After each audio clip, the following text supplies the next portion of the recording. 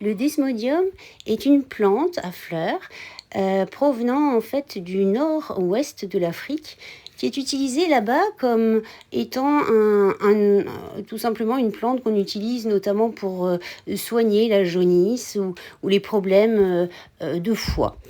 Alors c'est justement précisément pour ceci que l'on utilise en tant que soin complémentaire, hein, pour protéger justement toute la sphère hépatique.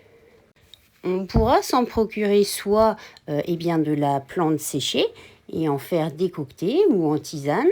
On peut le trouver donc en version liquide concentrée. On peut en trouver en poudre.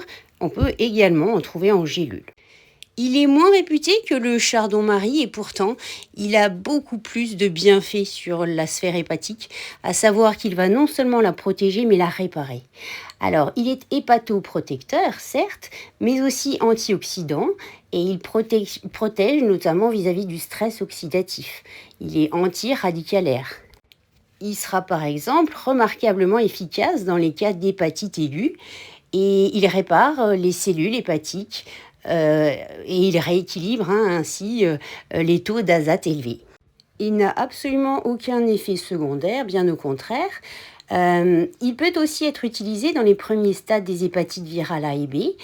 Il permet aussi de prévenir des effets secondaires des chimiothérapies ou tout traitement, auquel cas on en prend avant, pendant et après. La cure n'excédera jamais une vingtaine de jours.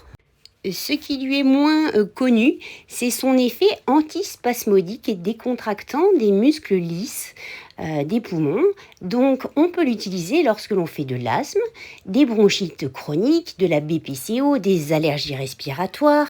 Ainsi, il décontractera vraiment la sphère pulmonaire et la toux, les expectorations seront beaucoup moins violentes.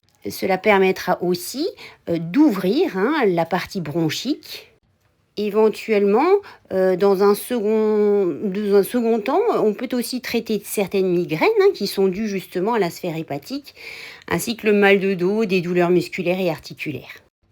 Mais son principal intérêt est effectivement de protéger toute la sphère hépatique.